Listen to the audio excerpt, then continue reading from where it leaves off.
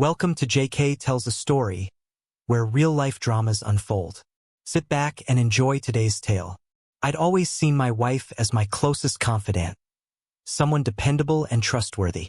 So it was a shock when she took a wrong turn and had to face the consequences. Tonight, I'd been hoping for a bonus at work, though I had my doubts. It was the first time in 3 years I'd worn my dark blue tuxedo.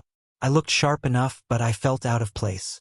Instead of relaxing in my favorite chair with a bourbon, I found myself at a fundraiser surrounded by colleagues and business associates, one of those big social events in Cincinnati. I'd asked my wife to dress up for the occasion, and Vanessa certainly delivered. Maybe too much. At 35, she was at the peak of her beauty, turning heads as she descended the stairs in that revealing maroon dress. Despite her allure, she was mine, and I made that clear. But while I would have rather been home, Vanessa seemed comfortable mingling with the city's elite. She had a natural charm that drew people to her effortlessly. As I returned from the bar with drinks, I found her engrossed in conversation with Senator Grant Whitmore, a charismatic figure who commanded attention. His presence seemed to captivate her like never before, leaving me feeling like a bystander to her infatuation. Noticing they were ignoring me, I stepped in politely, reminding the senator he was standing where my seat was. He continued chatting with my delighted wife, so I intervened more assertively, placing our drinks between them until he got the message. When he finally acknowledged my presence, he announced he'd better find his own seat, dismissing me with a wave. Fuming, I returned to my place. "Arrogant fool," I muttered. Vanessa immediately defended him. "You were incredibly rude to a U.S. Senator, Blake." I reminded her of our relationship boundaries, but she just rolled her eyes, a gesture I'd always disliked. To avoid a scene, I dropped it. Dinner passed in uncomfortable silence.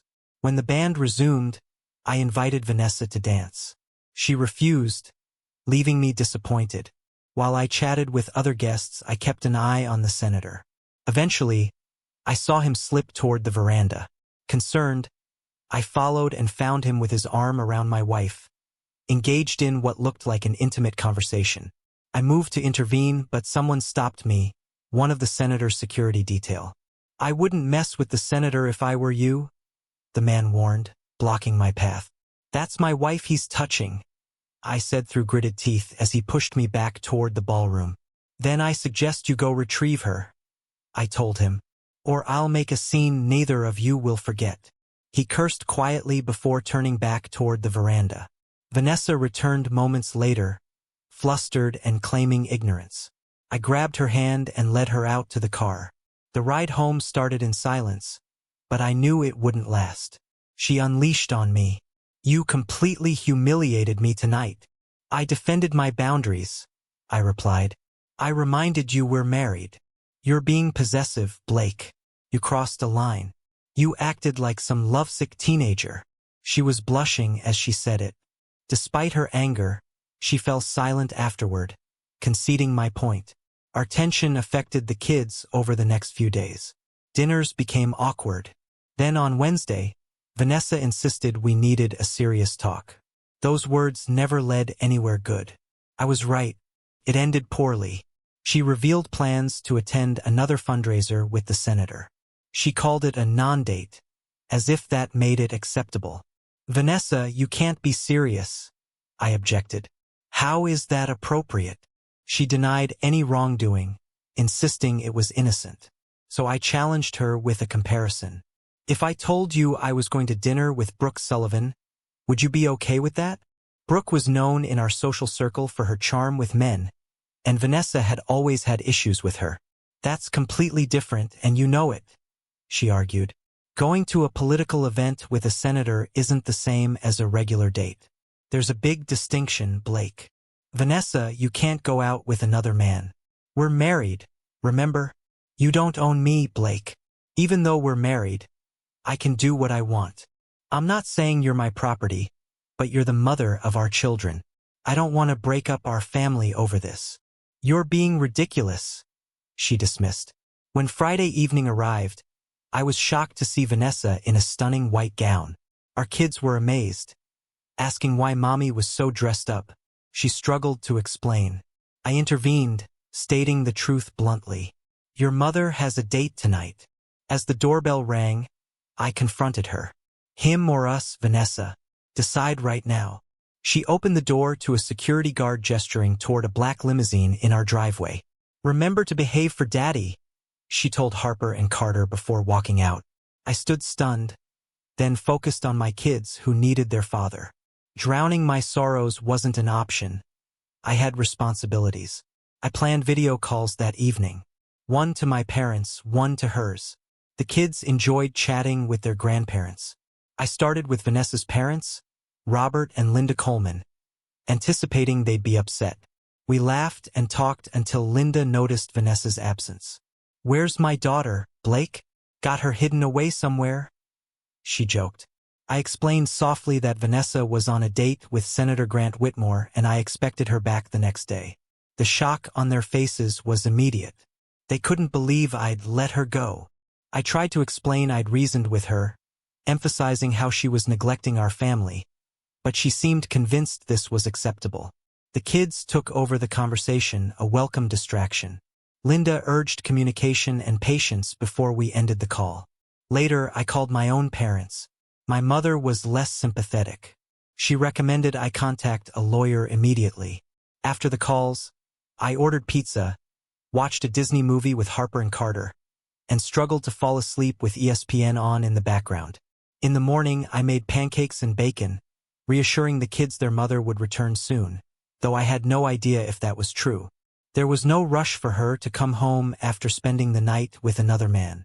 The black limousine arrived around 1 in the afternoon, catching the attention of both our kids and neighbors.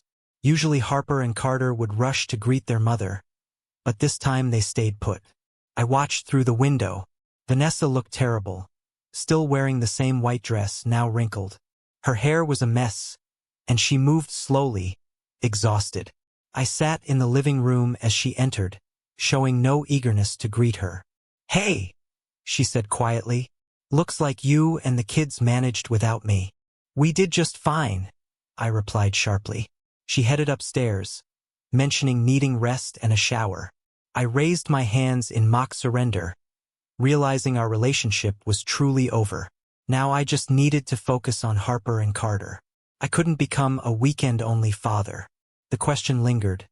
Could I stay in this house, in this marriage, until the kids graduated high school?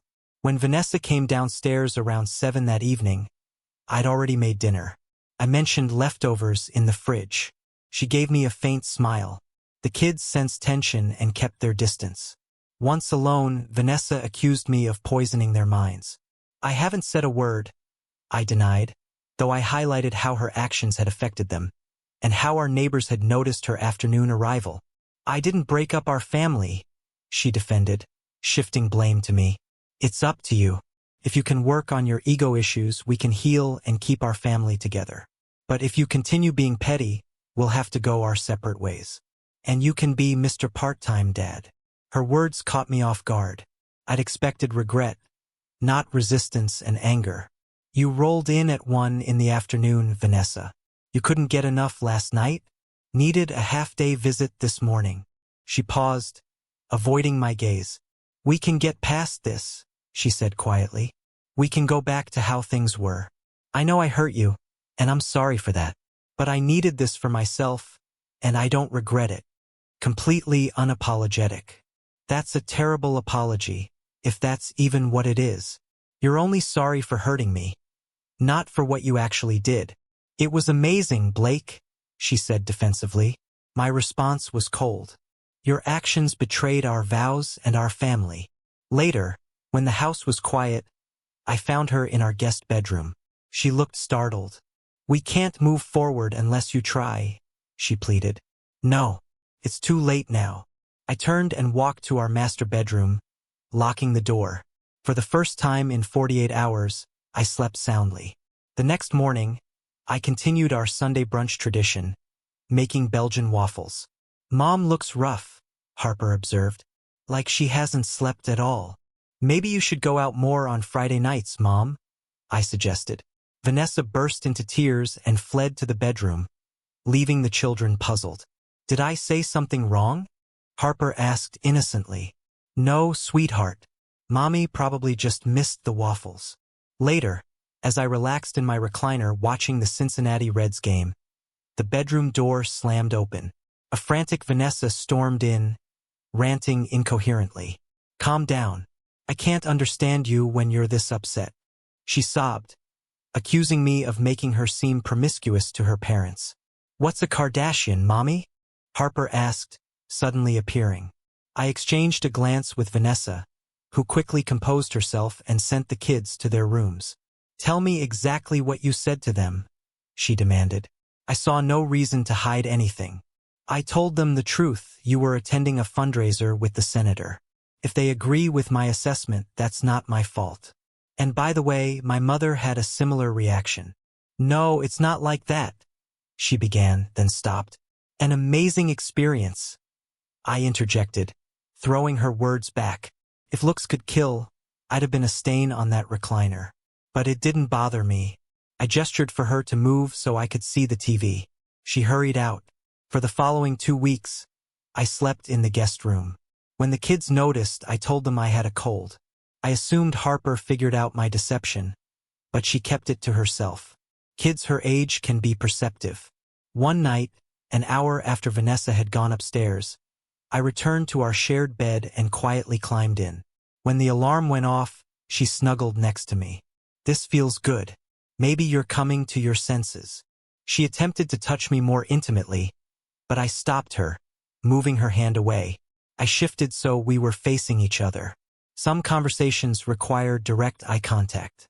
Before I even consider being intimate with you again, you'll need to get tested. And I'll need to see the results. Her eyes filled with tears. I may be willing to take your word for some things, Vanessa, but not this. She appeared about to speak, then just nodded, which told me everything. She and the senator hadn't used protection. Originally, I'd planned to stay until the kids finished high school. Another 14 years. My love for them made me willing to endure almost anything. But the prospect of long-term emotional distance while living with someone I couldn't trust seemed untenable. Despite concerns about my reputation in our Hyde Park neighborhood, my feelings for Vanessa had changed. Over the past 2 weeks, watching her leave our bed with sadness no longer stirred me. My own pain prevented me from offering comfort. Who was she now? The woman I married would have understood my disapproval. Vanessa and I had met in college, started dating 3 months later, and married within 2 years. She worked as an actuary, a job requiring precision and honesty, traits that balanced my spontaneity and humor. Despite our differences, I'd envisioned celebrating 50 years together. Senator Grant Whitmore had unexpectedly entered our lives, and the destruction was undeniable. 10 days after returning to our shared bed, Vanessa handed me an envelope after work. Inside was her clean bill of health.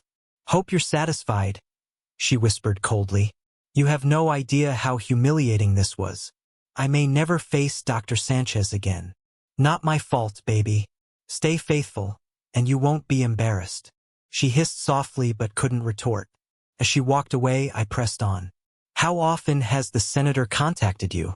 She began to answer, but I silenced her with a gesture. With a grimace, she handed over her phone. I found texts and calls from him, but no evidence of further meetings. Damn it, Vanessa. We're on thin ice here. Agreed, she said seriously, pocketing her phone and heading to the kitchen. That night, she showed me affection, and instinct took over. I didn't have feelings for her anymore. I just fulfilled physical needs. I knew she was trying to win me back, but I was preoccupied. Vanessa's afternoon return had sparked neighborhood gossip.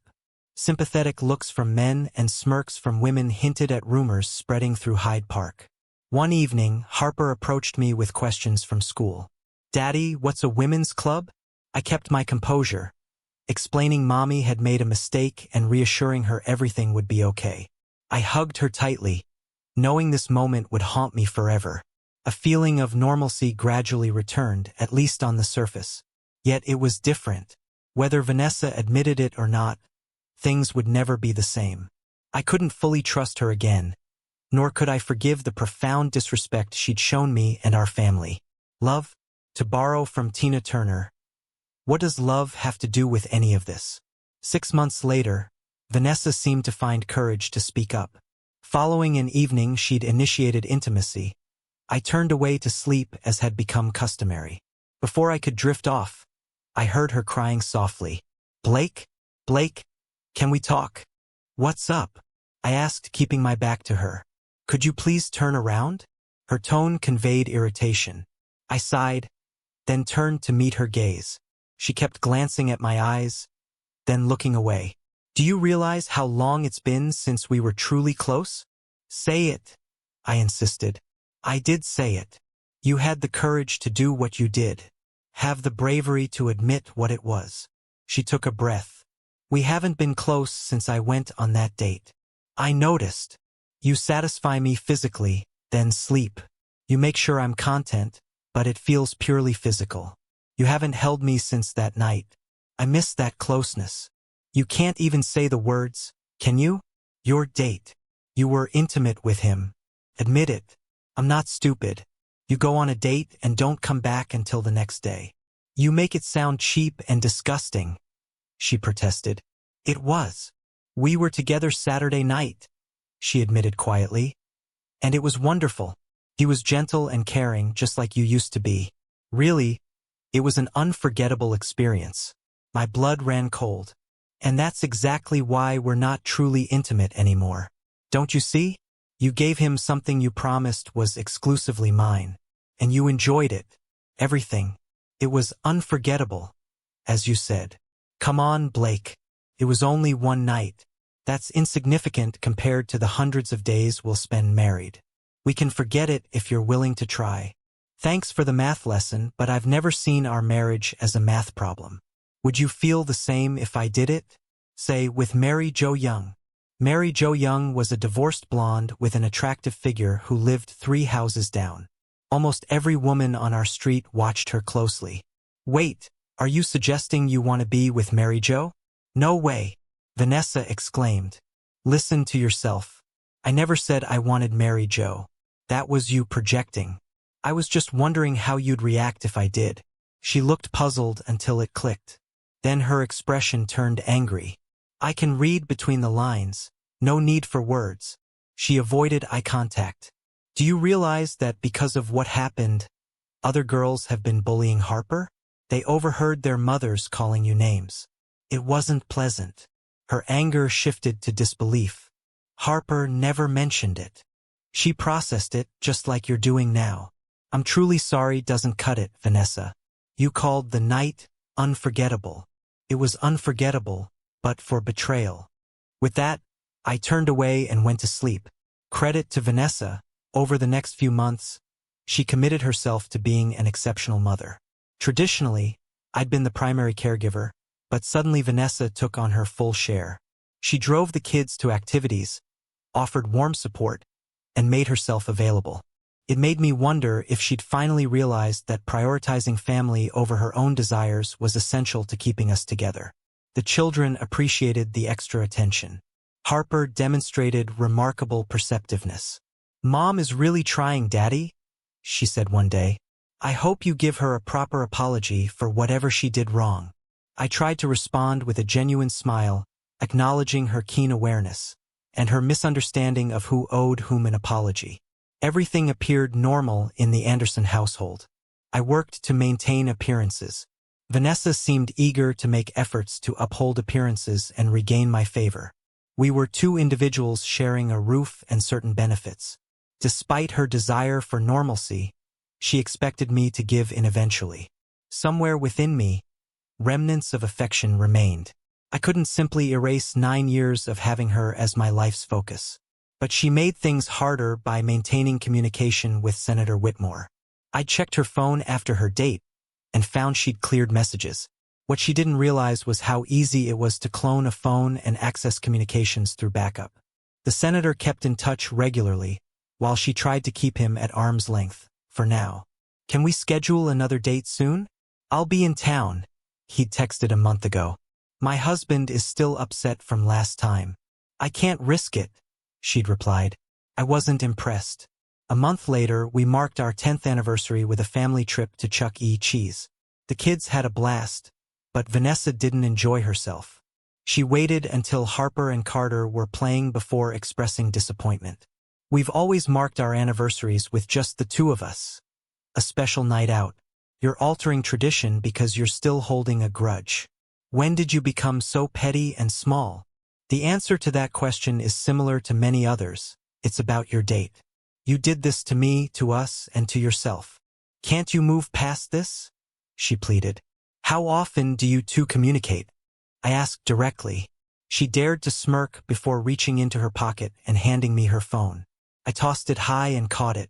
I understand you've been discreet. I also acknowledge your intelligence. I bet there's no evidence on this phone. Not since I confiscated it the first time. However, there are records of past texts and calls you may not have initiated, but I've never seen you explicitly reject him. Why is that? Her cheeks flushed as she looked away. Yes, I know, that was rhetorical. Amidst this turmoil, my career and children provided stability. My colleagues remarked that I looked like I needed sleep. I was convinced I was developing an ulcer. My bourbon consumption had increased, and sleep was elusive. There were nights I lay awake for hours, staring at Vanessa in darkness, wondering what went wrong.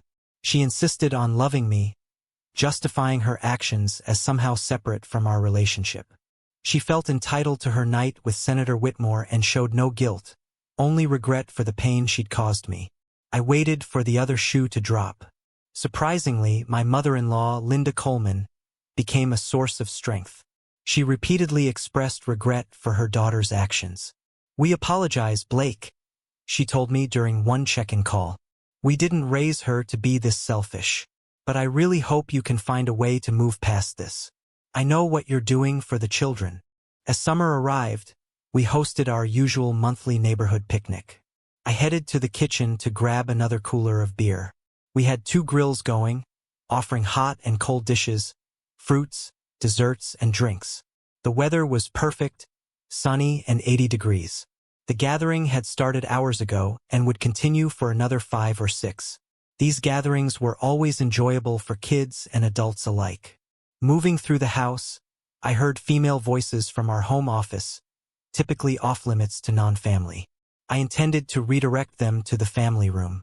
While most activity happened outside, sometimes someone sought refuge indoors for air conditioning or quiet conversations. However, this particular space posed a problem for guests. Then I heard Vanessa's voice, and I froze. Yeah. When Grant takes charge, I can't help but think of him, she was saying. He's assertive, driven, focused. Sometimes I can't shake the memory of that night. It's something I'll cherish forever. I halted, my legs weakening. I almost stumbled. Damn, how many people knew? I heard laughter, apparently 3 of them in there. I missed the rest as I fought the urge to be sick. I reached the bathroom before losing control, emptying everything from breakfast and lunch. After cleaning up, I brought the cooler outside and gave 2 bottles to the guys manning the grills. Hey, Blake, John Lacey said casually, concern in his eyes. You all right? You seem off. I'm good, John, I replied before drifting away. I stayed quiet for the rest of the gathering. When Vanessa and her friends returned to the backyard, I felt eyes on me. I noticed smirks aimed my way. Maybe I was losing it, but it seemed like almost every woman at that barbecue was sneering at me, sharing some private joke at my expense. Later that night, after putting the kids to bed and finishing cleanup, I confronted Vanessa. She sat on a lounge chair on our back patio, sipping a wine cooler and looking entirely too content. I joined her, sitting across from her. Did anyone show up today who doesn't already know about your affair? I asked, keeping my tone measured. She looked taken aback, her expression shifting to defensiveness. I might have mentioned it to a few girlfriends recently, she admitted with a casual shrug. It was quite the experience, Blake. The senator is such a charming man. I couldn't help but share. The casual way she said it made my blood run cold. So let me get this straight. First you were unfaithful. Then you embarrass me in front of your friends, making sure every husband at that barbecue is aware. You've essentially branded me as the betrayed fool of Hyde Park. I'm not unfaithful, she yelled, her voice rising. And I won't tolerate being labeled as such. It was just one mistake. I didn't sleep with some stranger in a cheap motel. Her eyes flashed with intensity as she rose from her chair. "I've had enough of this," she declared, her voice growing louder. "You've been playing games for months now. Your wife had an encounter with another man. A handsome, powerful man. It's time to move forward, Blake. I won't be held hostage by your insecurities any longer. If you can't let this go, that's your problem. Either file for divorce or face reality. I'm tired of living a lie with you, pretending to be the perfect couple. Decide now." Her outburst caught me completely off guard. I sat in stunned silence for what felt like hours, though it was probably only minutes. She'd already walked away, leaving me alone on that darkened patio. I'm naturally reserved, slow to react, a trait some people, including Vanessa, interpret as weakness. I seldom panic or act hastily, but sitting there in the summer darkness, listening to distant sounds of neighborhood kids and dogs, something fundamental shifted inside me. It pained me to think about not seeing Harper and Carter every day. I'd been hopeful I could somehow salvage our family, that Vanessa would come to her senses. I'd braced myself for the worst. I already had a lawyer on standby, ready to fight for me if it came to that. But Vanessa had just made my decision for me. She'd laid down an ultimatum, and in doing so, she'd freed me from the guilt I'd been carrying about breaking up our family. So I took action. First thing Monday morning, Vanessa was served with divorce papers at her workplace. Before the day was out, as expected, she was not pleased. About 5 minutes after being served, my phone began buzzing incessantly. I ignored all her calls. I anticipated the brewing storm upon my return home. Stepping into the house from the garage, Vanessa exploded in anger. "You fool!" she shouted. "Your fragile male ego is bruised, and you humiliate me in front of my colleagues, just as you embarrassed us in front of our friends and neighbors the other day," I retorted. "You practically begged me to file, so I did." She shot me a scornful look but remained silent. Putting down my belongings, I approached my children for a brief chat, reassuring them of my unwavering love, despite us no longer sharing a home starting tomorrow. Harper grasped the situation, having friends with divorced parents, but Carter seemed puzzled. I knew he would struggle, but I was confident my daughter would lend support. Living in a no-fault state made the divorce process seem straightforward. She was expected to receive primary custody of the children, the house, child support, and some alimony. But no, she vehemently contested everything for some inexplicable reason known only to her. Her lawyer employed various tactics to prolong the proceedings, including insisting on meetings and even suggesting marital counseling. "What's the deal?" I asked in one session. "Haven't your actions spoken louder than words? You say you love me, yet you've caused so much turmoil. And then you have the nerve to tell your friends he's the best you've ever had.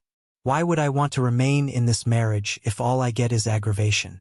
I love my kids, but if I stay with you, they'll only remember an embittered man." "But I love you, Blake," she pleaded. "Are you fixated on one incident?" "Yes, he was exceptional, but it was a one-time mistake. Please forgive me." "I can't, Vanessa," I replied. "You broke our vows and belittled their importance. I can't overlook that. You made promises to me. I hadn't planned to do this, truly I hadn't, but everyone has a breaking point. The beauty of a two-party political system lies in its contrast. Regardless of how you spin it, Senator Whitmore belonged to one side, meaning the opposing party would welcome anything that tarnished his reputation. Over a year ago, after Vanessa's affair, I devised a backup plan. I sought the help of a well-connected lawyer in Cincinnati to approach the chairman of the opposing political party, who was eager for anything that could damage the senator's chances of re-election and White House aspirations. Despite promising a hefty monetary reward, they eagerly awaited the information. He had to agree that the evidence would only be revealed if the possessor requested it. Every month, my lawyer kept me informed about the chairman's persistent requests. This month, we were ready to fulfill the chairman's demands. The meeting, my first involvement, was set in my lawyer's office. After introductions, I took out a sealed plastic bag from my briefcase and placed it on the conference table. The chairman's surprise was evident upon seeing the bag's contents. "Dear God," he muttered, "is that what I think it is? If you suspect it's evidence that could end Senator Whitmore's career," I replied, "then yes." They regarded the bag as if it contained precious gold bars. He refrained from touching it, instead continuing to stare in amazement. "That arrogant woman returned home and went upstairs for a shower," I recounted. "Since she handles the laundry, she probably assumed I wouldn't go through the basket. I waited until I heard the water running before entering the bathroom and finding the underwear at the bottom of the hamper. Everyone these days is familiar with DNA from television. I'm confident that when you test these, you'll find two distinct sets. Also, here's her toothbrush for DNA comparison. I assume you'll obtain the senator's sample for matching, unless you already have it." I gave the chairman a stern look. He reddened and glanced away, just as I'd anticipated. I knew he grasped all the complexities of the case, so there was no need to reiterate them. However, I sensed his unspoken question in his expression. "Why?" "Because she lacks the intelligence to realize she shouldn't cross me. She betrayed me, yet she arrogantly assumes I'll eventually forgive her. Now she's flaunting it in front of me. To hell with her and the senators she associates with. Your career is finished, Grant. Damn you, Whitmore. You foolish woman. How on earth could your weak husband obtain evidence of our weekend together?" I suspected he was aware, but there was evidence? How? Senator Whitmore raged at Vanessa on the phone a week after my meeting with the chairman. "I do not know. I have no clue what you're talking about," she faltered. "The phone call caught me off guard. I cloned hers months ago. I essentially admitted to her that I'd tapped her phone, and that they hadn't been communicating through that means, if at all." "What did you do wrong?" she asked when I returned her call 90 minutes later. I understood what she meant, but I was feeling vengeful, or so I thought. "I just ordered a pepperoni pizza with garlic bread. Why do you care what I eat?" "Wait, how do you know what I eat?" she snapped at me. From past encounters, I could tell she despised my foolish actions. While she may have seemed to view me as feeble, she knew better. "Well, I guess being right about one thing out of two wasn't too bad," she said. "I'm not sure how you managed it, but it seems you got back at Senator Whitmore in some way. He threatened to rough me up for something you did, though he wouldn't say what. Thanks, by the way. My parents are livid. Yours are too. Harper has been avoiding me, and you can't seem to grasp that what Grant and I did was unrelated to our relationship." "Yes, about that," I started. Senator Whitmore, who had seemed assured of retaining his seat, suddenly dropped out of the Senate race 8 months before the election, citing significant mental fatigue. With everything else going on in my life, seeking female companionship was the least of my concerns. I hadn't looked at a woman in an appealing way for months, until my daughter brought it up. "Daddy, when do you plan to start seeing other women?" Harper asked casually. My children had joined me for the second weekend. "Sophie's mom really wants to go out with you." I was stunned. My jaw must have dropped. Lost in the chaos of divorce, I hadn't thought much about my future beyond taking care of my kids every other weekend and a few weeks during the summer. "Sophie's mom brought it up, and you're okay with that?" I asked, surprised. "Well, she didn't directly tell me, Dad," Harper revealed. "She overheard her talking with Annie's mom. But yeah, I'd be fine with it, Dad. I don't want you to be alone. But please not Marcy's mom. None of us kids liked her. Kids pick up on things, Dad. Sophie's mom had been divorced for about 5 years. I had a terrible husband," she'd once told me.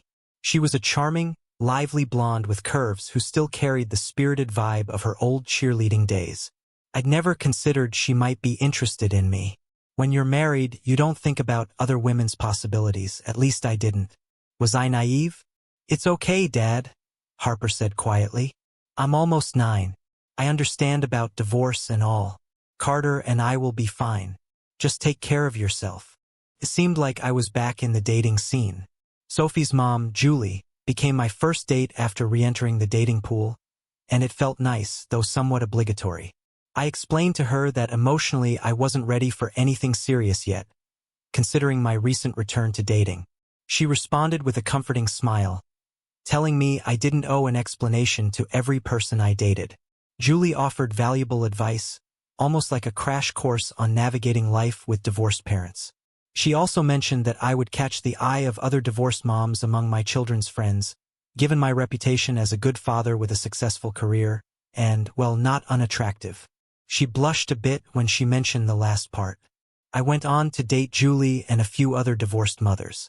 Sometimes I hardly thought about my ex-wife Vanessa or our past marriage.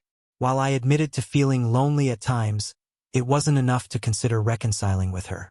I refused to entertain the idea of her betraying me again. Vanessa, however, quickly dismissed her affair as a foolish mistake, promising never to repeat it. A foolish mistake? I scoffed. It was poor judgment, a lack of respect, and ultimately selfishness. You prioritized an affair with the senator over your family's well-being.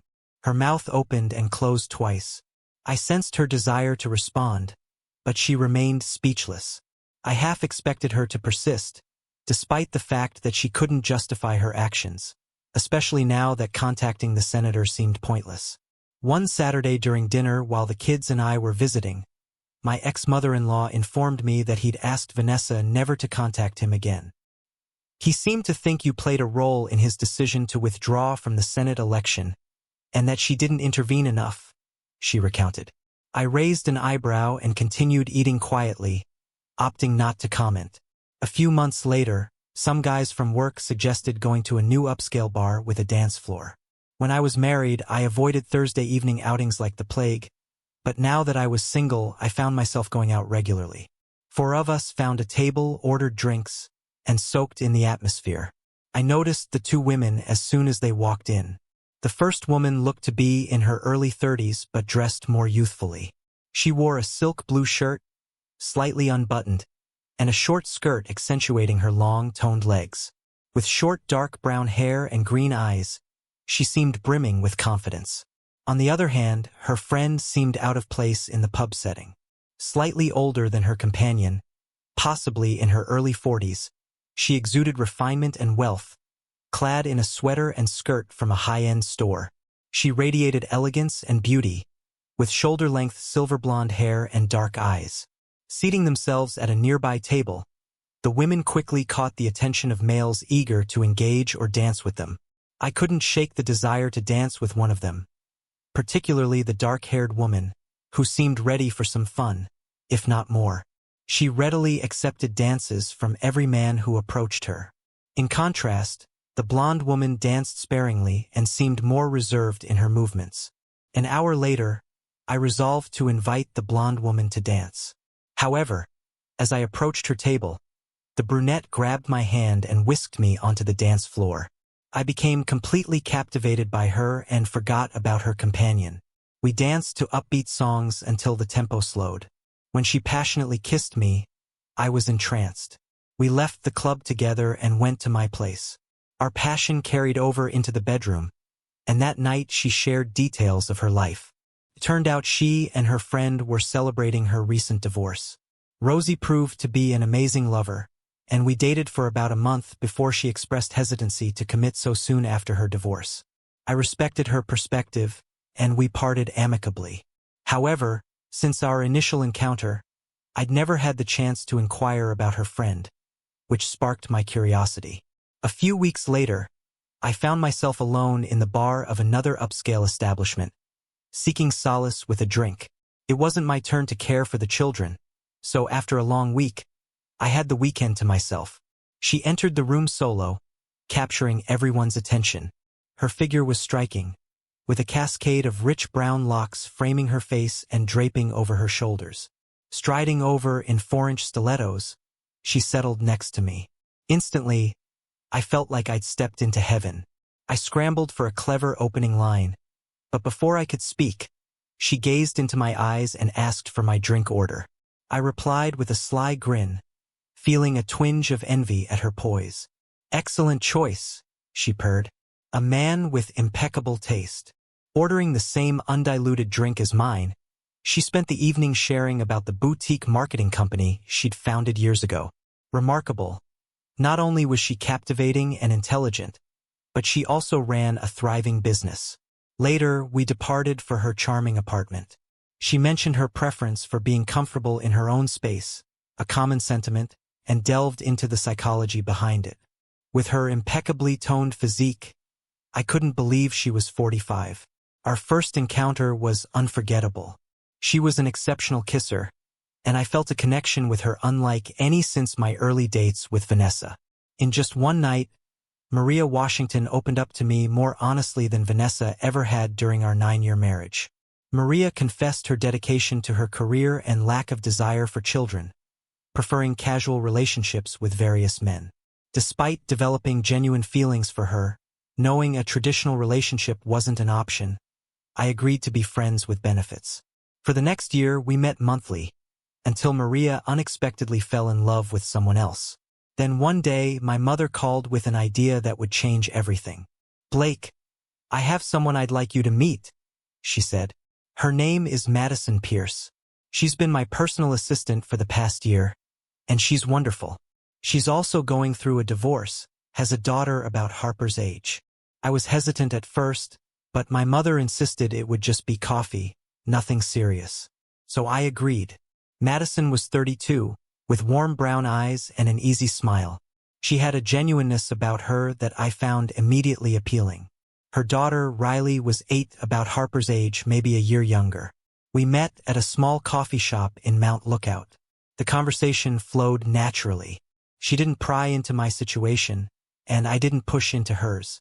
We just talked about our kids, about work, about life in Cincinnati. Felt refreshingly normal. "Would you like to have dinner sometime?" I found myself asking. "I'd like that," she said, and her smile seemed genuine. Over the next few weeks, Madison and I began seeing each other regularly. Nothing serious at first, just dinners and occasional weekend outings with the kids. Harper and Carter took to Riley immediately, and she seemed to enjoy having older siblings to look up to. Vanessa noticed, of course. One evening when I returned the kids after my weekend, she confronted me. "Are you seeing someone?" "I don't think that's any of your business anymore," I replied calmly. "It is my business when my children are involved. Our children seem happy. That's what matters to me." She opened her mouth to argue further, but seemed to think better of it. Madison was a constant source of support during this time. She never pushed, never demanded more than I was ready to give. She just listened and understood in a way that Vanessa never had. "You're good with the kids," she observed one Saturday afternoon as we watched Harper, Carter, and Riley play at the park. "I try. They didn't ask for any of this." "Neither did you," she reminded me gently. Months passed. The divorce proceedings finally concluded. Vanessa and I both demanded full custody, but the judge, seeing through the acrimony, awarded us 50-50 joint custody. She kept the house, I paid child support, but otherwise we were free of each other. I moved into a new house in Oakley, nothing fancy, but enough room for the kids to have their own spaces when they stayed with me. One afternoon, Madison and I took all 3 kids to Grater's Ice Cream, a Cincinnati institution. As we sat outside enjoying our cones, watching the kids laugh together, I realized something had shifted. This wasn't just dating anymore. This felt like family. "What are you thinking about?" Madison asked, noticing my expression. "Just how good this feels." She smiled and squeezed my hand. That Thanksgiving, Madison invited us to her place for dinner. It was just the 5 of us, me, Harper, Carter, Madison, and Riley. We made turkey and all the fixings together, the kids helping in the kitchen, flour everywhere, laughter filling the house. After dinner, as the kids played in the living room, Madison and I cleaned up together. "Thank you for today," I said. "It means a lot to them. To me."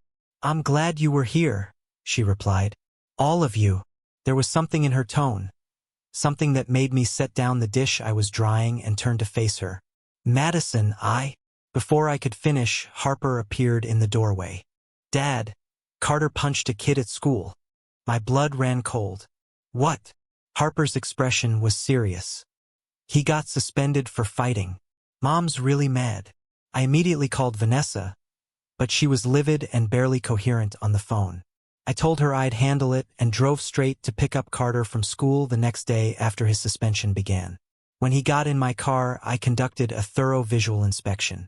He had a cut on his lip and a scratch on the left side of his face. "You should see the other guy, Dad," he joked. "What's the truth, Carter Blake?" I responded, using his full name to emphasize seriousness. He winced at the mention of his first and middle names. "A kid was bullying Riley. I told him to leave my sister alone. He threw the first punch. Then I punched him hard. They say I broke his nose. It made a loud crack, and there was blood everywhere." He was trying to hide a grin. The boy who bothered Riley was 2 years older than Carter. "Will Riley tell me the same story?" I asked. "Absolutely, Dad. I wouldn't have punched him if he hadn't thrown the first punch. I was just defending Riley. You always tell me to look out for Harper, so I figured it applied to Riley too. She's really small, Dad." Carter had a valid point. Riley inherited her mother's petite stature, making her at least half a head shorter than most of her peers. I'd always stressed to Carter the importance of looking out for his sister, and it seemed he now saw Riley as part of his family. It was fascinating how the innocence of childhood sometimes outweighed the wisdom of experience. "I commend you for protecting Riley, but let's keep it between us," I told him. "I'll speak with the principal and see what can be done. You might want to update your mother on Riley's status. It seems you and Harper haven't been keeping her fully informed about my life, which I appreciate. However, it might be better coming from you." Carter understood completely. Children mature quite quickly these days. "And Dad, when are you and Madison tying the knot?" "She's amazing, he added. As I mentioned earlier, kids grow up fast, and he was right. It was time to make a commitment to that woman. The following day, I reached out to the principal. The school had a strict zero-tolerance policy for fighting, regardless of whether it was self-defense. However, they also had a zero-tolerance policy for bullying. As a result, the aggressor received a 6-day suspension following interviews with witnesses. Although I disagreed with the policy, I advised Carter not to contest his punishment. Furthermore, I assured him of my support and promised to propose to Madison as soon as I could afford the ring. Things got complicated when Vanessa discovered Madison was my mother's personal assistant and that my mother had scheduled their first meeting. "What on earth, Mom? Aren't you supposed to be on my side?" Vanessa yelled later, according to my mother. "There's no your side," Mom replied. "Blake's not coming back to you. You completely messed that up. So why let a good man go to waste? Madison is a wonderful woman and a great friend. She deserves someone like Blake." My mother described Vanessa's scream as horrifying as she recounted the incident. While both my children enjoyed Madison's company, my daughter in particular seemed to admire her nurturing demeanor toward me. Madison had a natural inclination to be caring, making me feel valued. This, in turn, encouraged me to treat her with the respect she deserved. "I'm not sure if you two are endearing or nauseating," Harper remarked one day, "but I enjoy being around to witness it." A couple of months later, our low-key wedding only included our 3 children, my parents, and my ex-in-laws as guests. The court clerk who officiated the ceremony was surprised when my ex-mother-in-law stood as Madison's matron of honor. "It's quite a story," I chuckled when she inquired. "Nobody expects the Spanish Inquisition," I added, quoting the classic Monty Python sketch. But truth be told, nobody expects an inquiry from a federal marshal either. I was taken completely by surprise when 2 officials entered my office on a Monday morning. It seemed the authorities were upset about a certain former senator's altercation and subsequent injury in the restroom of an upscale restaurant in Houston, Texas. My name, along with that of several other aggrieved husbands, emerged as potential suspects. "I can't say I'm sorry to hear about the senator's troubles," I remarked to the disgruntled marshals. "Nobody, and I truly mean that, deserves it more. You do realize that fool slept with my then-wife almost 4 years ago? If I had any intentions, wouldn't I have acted long before now?" I retorted with heavy sarcasm. However, the grilling from the federal agents was just the beginning.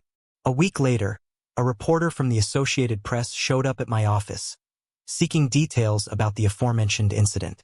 It appeared he'd somehow obtained a confidential roster of 26 women the senator allegedly had affairs with during his time in office. At this point, Several individuals were aware of Vanessa's encounter with the senator, though I certainly didn't publicize it.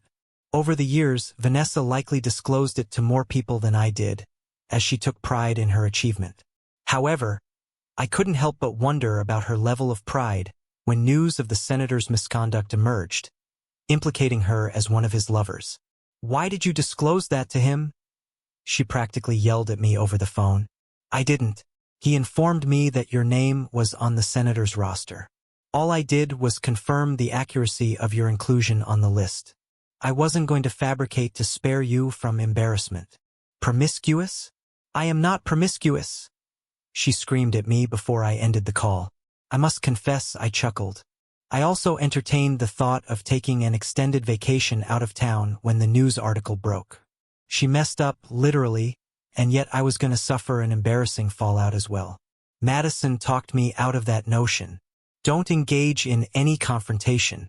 Stick to the truth. She cheated on you, you divorced her, you moved on," Madison advised. Unfortunately, my children were going to endure verbal bullying for the remainder of their school years. We would be addressing the fact that their mother was a self-centered cheater for years to come.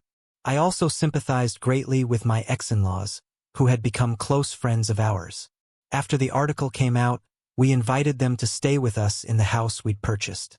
For a couple of weeks during that time, they mostly stayed indoors and avoided answering their phones. "I adore my daughter. You grasp the parental emotions. But I'm deeply ashamed that she thought it acceptable to engage in such behavior," Robert confessed. "No father wants his daughter to be perceived in that manner." As time elapsed, the scandal dissipated, and life resumed its usual course. Gradually, my children began spending more time with Madison, Riley, and me at our house. It wasn't formal, but our home naturally evolved into the neighborhood kids' gathering spot. Initially, Vanessa objected, but I believe things smoothed over. Furthermore, I ensured Harper and Carter maintained open communication with Vanessa to prevent her from accusing me of alienating her children again. My parents' frequent visits helped alleviate tensions when the kids were with me. We seldom discussed Vanessa, although she remained their mother. She became an ex in my life. The kids also refrained from mentioning her out of respect for Madison, whom they now referred to as Mom. Initially, I sensed discomfort from Robert and Linda when the kids started calling Madison Mom. But that soon faded as they'd been close to Madison even before our marriage. Amidst the upheaval in my life and my family's, I paid scant attention to Vanessa's affairs. I knew she occasionally dated, based on the kids' remarks, but I was startled when Harper announced one afternoon that her mother was engaged. A wave of sadness engulfed me for what might have been. Then I felt a comforting embrace envelop me, and my sorrow swiftly transformed into joy for what I now possessed. Thank you for your viewing. See you next time. If you enjoyed this, subscribe to JK Tells a Story for more tales.